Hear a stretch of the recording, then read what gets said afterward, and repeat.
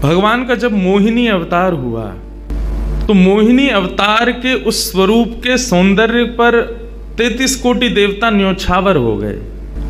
सबके मन में ये भाव आया, ये जो भी प्रकट हुई हैं ये किसी भी प्रकार से हमको हमारी गृहिणी के रूप में प्राप्त हो जाए। इतने सुंदर ठाकुर जी बनकर के आए।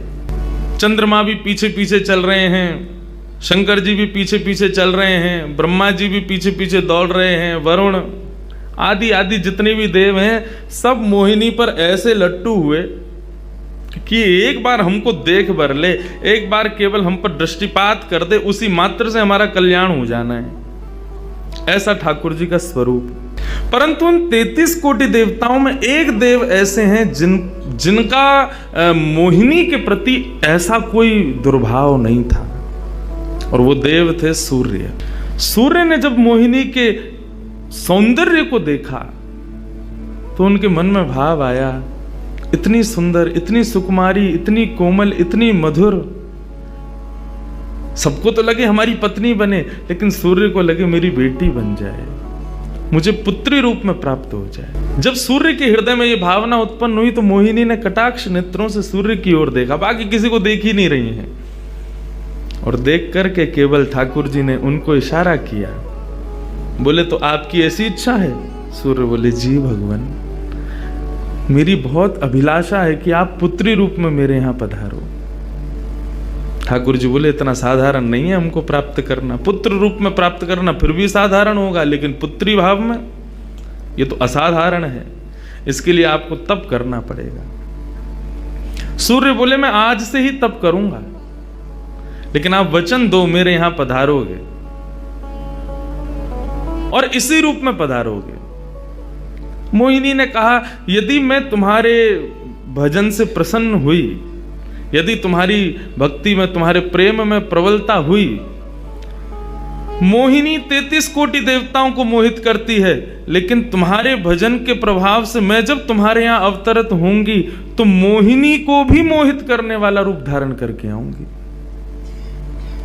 मोहिनी जिसने तीनों लोगों को अपने रूप पर न्योछावर कर दिया, वो मोहिनी भी जिस रूप को देख करके मोहित हो जाए वो रूप आएगा आपके यहां। वही सूर्य वृषभानु जी के रूप में प्रकट हुए हैं। और जब वृषभानु जी के रूप में प्रकट हुए, उससे पहले एक राजा के रूप में भी आए थे, तब भी इन्होंने तपस्या की थी, लेकिन ठाकुर जी नहीं पधारे। जब वृषभानु के रूप में प्रकट हुए तो इन्होंने ठाकुर जी का यजन करना बंद कर दिया, ब्रह्मा जी का यजन प्रारंभ किया। ब्रह्मा जी से प्रार्थना की। ब्रह्मा जी प्रकट हुए, बोले क्या वरदान चाहिए? बोले वरदान आपसे नहीं चाहिए, वरदान हमको किसी ने कहा था कि वे हमारे यहाँ पुत्री रूप धारण करके आएंगे, मुझे लग रहा वो कहीं भूल नहीं गए हो, इसलिए ब्रह्मा जी आप बहुत करीब हो ठाकुर जी के, आप उनको जाकर के संकेत करो कि कोई आश में बैठा उनकी में। जब से मोहिनी स्वरूप देखा तब से हम पागल हुए फिर रहे हैं। 33 कोटि देवताओं के मन में यही आता है कब प्रकट होंगी दोबारा। कृपा करो, आप प्रार्थना करो कि वो पधारें। ब्रह्मा जी बोले आपके भजन में इतनी सामर्थ्य है कि ठाकुर जी मना नहीं कर सकते। बोले तो फिर मुझे विश्वास के लिए कुछ तो कह करके जाओ। ब्रह्मा जी बोले मेरी जिम्मेवारी बन जाए, इसलिए चलो इस पर्वत के रूप में मैं विराज चाहता हूं। और बरसाना पर्वत के रूप में श्री ब्रह्मा जी विराज गए। ठाकुर जी आएंगे, मैं जिम्मेवारी लेता हूं, इसलिए मैं ही पर्वत बन के बैठा हूं। ब्रह्मा जी ने जाकर के प्रार्थना की। ठाकुर जी बोले मैं तो सच में ही भूल गया था कि मुझे जाना है। बोले भगवान वो बहुत प्रतीक्षा कर रहे हैं आपकी। वृषभानु जी का भजन कैसा बताया।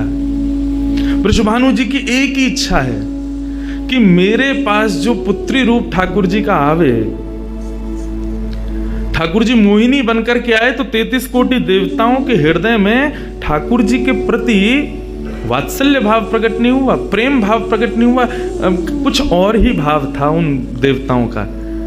वृषभानु जी कह रहे हैं कि मैं ऐसी पुत्री पाना चाहता हूं जिसको देख करके काम नष्ट हो जाए, काम का भी मर्दन हो जाए, सामने वाले के हृदय में एक दिव्य प्रेम प्रकट हो, निष्काम प्रेम।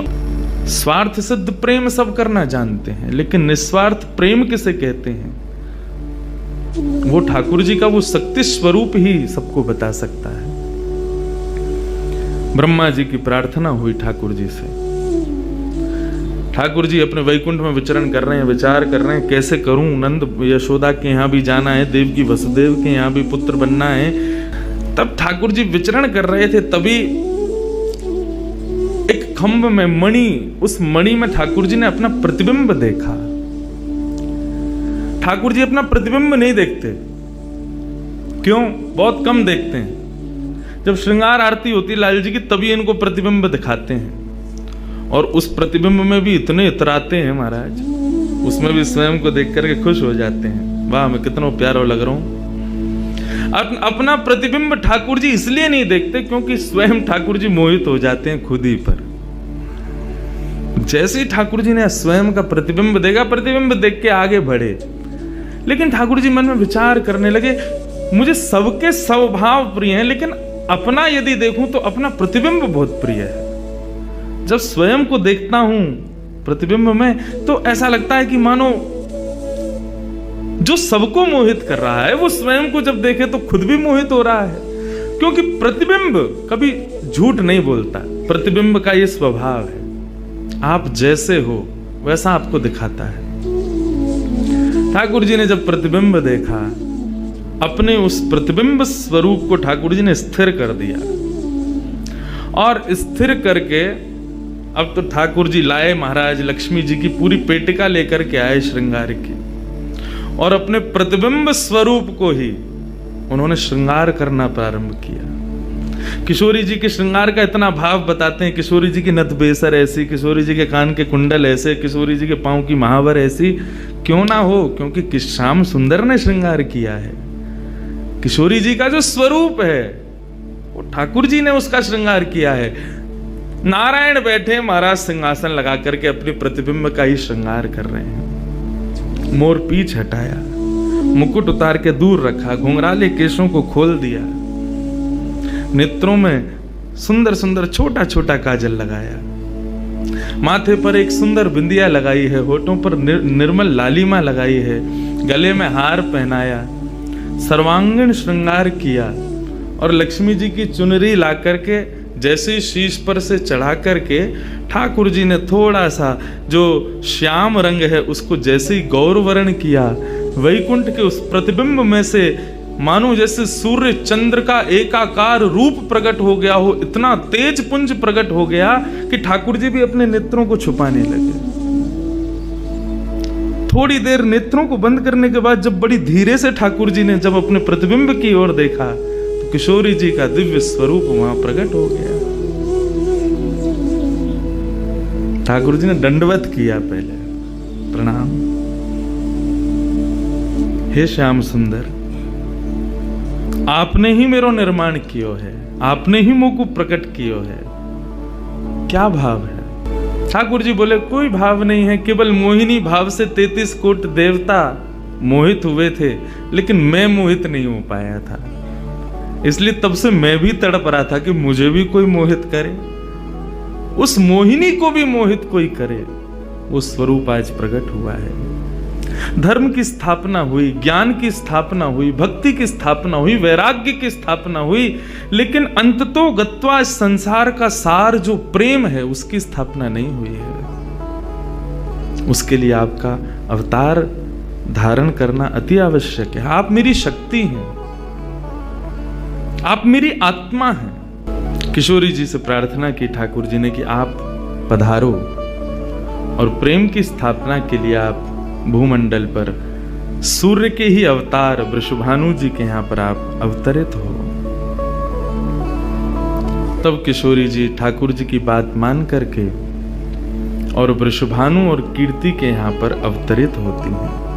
लेकिन किशोरी जी का जो अवतरण है वो 4:40 ब्रह्म मुहूर्त में होता है। उसका क्या भाव है?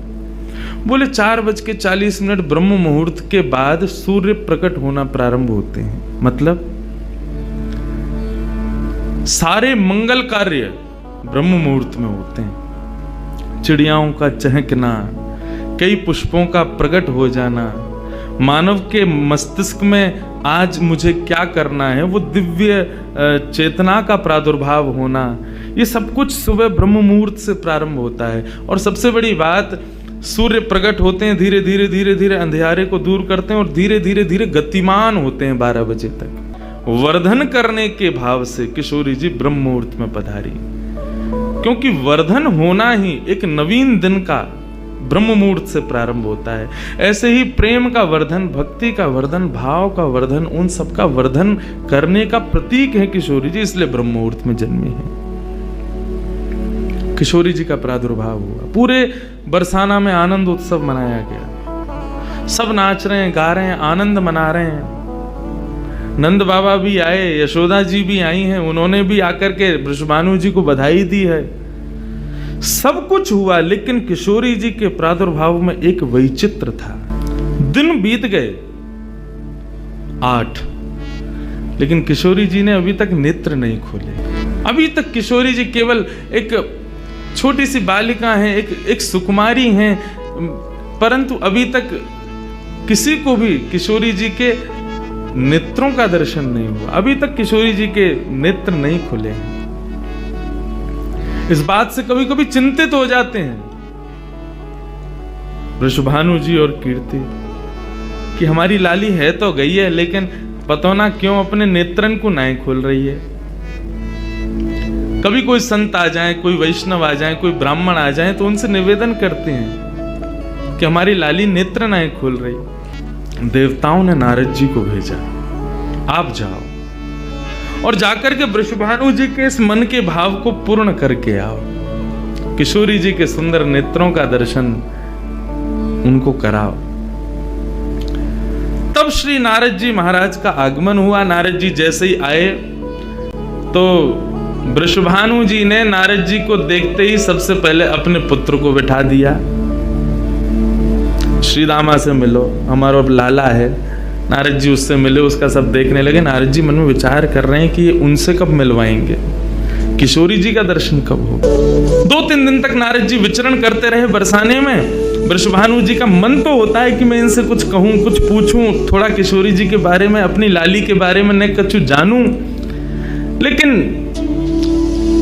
अभी वो भाव प्रकट नहीं हो रहा है। तब एक दिन एक छोटी सी बरसाने की लाली को जब नारद जी महाराज खिला रहे थे और उससे प्रेम चर्चा कर रहे थे, ये दृश्य जब वृषभानु जी ने देखा, उन्होंने तुरंत नारद जी के चरण पकड़े और कहा, हे भगवान, हमारी एक लाली भई है, बहुत सुंदर है, सुकुमारी है, नन्ही सी है। अभी विवाह को देख करके स्पर्श करवे में डर लगे कि कहीं हमारे स्पर्श से कोई कष्ट ना आ जाए, या हमारे हम सबन को दर्शन भी ना करा में। लेकिन महात्मन आपसे पूछना चाह मैं, हमारी लाली नेत्र नहीं खोल रही है, कहाँ भाव है? नारद जी तो तुरंत बोले, अरे तो तुमने इतने दिन से क्यों नहीं बताया? वो तो पहले से ही बैठे थे तैयार कि ये जल्दी बोले तो मैं जाऊं, जाकर के दर्शन करूं। बोले संकोच है रहे हो? बोले संकोच मत करो, अभी लेके चलो। कहाँ है तुम्हारी लाली, मुझको बताओ। नारद जी महाराज जा रहे हैं वृषभानु भवन में। एक बेड़ी पार की, दूसरी बेड़ी पार की, तीसरी बेड़ी पार की। जैसे ही भीतर पहुंचे हैं, सुंदर सुगंधी भीतर से प्रकट हो रही है। सामने स्वर्ण जटित एक पालना है, और जैसे उस पालने में जाकर के नारद जी ने दर्शन किया, कमल कली को वृषभानु की लली को रंग, कैसा रंग है? बोले जैसे कमल की कली हो मैं ना, ऐसी श्री वृषभानु नंदिनी। नारद जी ने जैसे उनको दर्शन किए, आनंदित है गए, आनंदित है करके प्रणाम करने लगे। वृषभानु जी बोले, हमारी लाली नेत्र नाएं खोल रही है, आप कृपा करो ना। नारद जी बोले, एक मंत्र पढ़ना पड़ेगा, कुछ करना पड़ेगा, तंत्र मंत्र करना पड़ेगा, तब आपकी लाली बोलेगी। वृषभानु जी बोले, देख लो, ले संभल के करियो, हमारी लाली बहुत कोमल है, वो ना स्पर्श नहीं करेंगे, दूर बैठ के करेंगे। वृषभानु जी बोले, तो करो। बोले, आपको पहले बाहर जानो पड़े, वो एकांत में करेंगे। कीर्ति वृषभानु जी को देखें, बोले लाली को अकेला तो नहीं छोड़ेंगे। बोले नहीं बाबा, विश्वास पात्र हम कर सके। वृषभानु जी और कीर्ति दोनों जैसे ही बाहर पधारे, नारद जी ने गेट बंद कियो, तुरंत चरणन में प्रणाम कियो और प्रणाम करके सीधे सन्मुख बैठे हैं। जैसे ही नारद जी के मुख से ये शब्द प्रकट हुआ, जय कृष्ण मनोहारिणी, ये कृष्ण मनोहारिणी शब्द जैसे ही नन्ही सी श्री किशोरी जी के कान में कृष्ण शब्द गयो, कृष्ण शब्द जाते ही नन्ही सी किशोरी जी के नेत्र अपने आप धीरे धीरे खुलन लगे। मुख पर एक प्रसन्नता सी प्रकट हो गई। नन्ही सी किशोरी अभी करवट लेनो भी नहीं जाने, लेकिन जैसे ही बार बार ये श्लोक का गान नारद जी के द्वारा हो रहा है, जय कृष्ण मनोहारिणी, जय वृंदावन प्रिय, इसको सुनकर के किशोरी जी जो अभी करवट लेनो भी ना जाने, वो अपने पालना को पकड़ करके अपने पालना से उछक करके वहीं से झांक करके श्री नारद जी को देख रही हैं। और नारद जी ने जैसे किशोरी जी के रूप को देखो है, सुंदर मृगनयनी किशोरी जी आज नारद जी को देख रही है। मुख में अभी दांत ना है, बिना दांतन के किशोरी जी के मुखमंडल की प्रसन्नता देख करके नारद जी आनंद विभोर हो गए। नारद जी बोले, आपको ये कीर्तन भायो, आपको ये कीर्तन प्रिय लगो? किशोरी जी के मुख से केवल किलकारी निकल रही है। नारद जी ने उठाई अपनी वीणा करताल और जय कृष्ण मनोहारिणी, जय वृंदावन प्रिय, और इसी का कीर्तन करते हुए वहां नाचने लगे, नृत्य करने लगे, चारों ओर घूम रहे हैं। बीच में पालने में श्री किशोरी जी बैठ करके और करताल बजा रही हैं, और करताल बजा करके आनंदित हो रही हैं। वृषभानु जी बाहर खड़े बोले कि भीतर तो कीर्तन चल रहा है, करताल की आवाज आ रही है, वीणा बज रही है। तभी उनने कान लगा करके सुनो तो नारद जी गा रहे, जय कृष्ण मनोहारिणी, जय वृंदावन प्रिय, जय भ्रू मंगल ललिता, जय वेणु रवाकुल। वृषभानु जी ने ये स्वर सुन लिया, लेकिन जैसे ही थोड़े से गए हैं और खिड़की में जाकर के भीतर झांक करके देखा, अद्भुत दृश्य। नन्ही सी किशोरी ज्यादा से ज्यादा 8 दिन की होंगी, 10 दिन की होंगी, अपने पालना में पौड़ करके स्वयं को झुला रही हैं, करताल बजा रही हैं। चारों तरफ नारद जी वीणा बजा करके, करताल बजा करके आनंद से किशोरी जी को मुखोल्लास कर रहे हैं। ये दृश्य देख करके श्री वृषभानु जी को एक बार तो मूर्छा आ गई, मैं वास्तव में 8 दिन की बालिका को देख रहा हूं। उन्होंने कीर्ति को कुछ नहीं बताया। नारद जी महाराज ने प्रणाम किया। तब किशोरी जी की सहचरियां प्रकट हुई और कहा कि हे नारद, आपने हमारी किशोरी जी को बहुत सुख प्रदान किया है। जब कभी भी आपको ऐसा दर्शन करना हो तो हम आपको कुछ स्थान बता रहे हैं। गोवर्धन, श्री यमुना पुलिन और ब्रज कुंज, इन 3 स्थानों पर आप जब कभी भी हमारी किशोरी को स्मरण करके यही कीर्तन को गान करोगे, किशोरी जी को यही स्वरूप आपको दिखेगा। ये हमारा वरदान है आपको, क्योंकि आपने, किशोरी जी कृपामयी तो हैं। लाल जी 10 बार विचार करेंगे कृपा करवे में, किशोरी जी विचार थोड़ी करें, वो तो तुरंत करुणा करें। नारद जी जाओ, जब कभी भी लाडली को दर्शन करना हो यही भाव से कर लियो।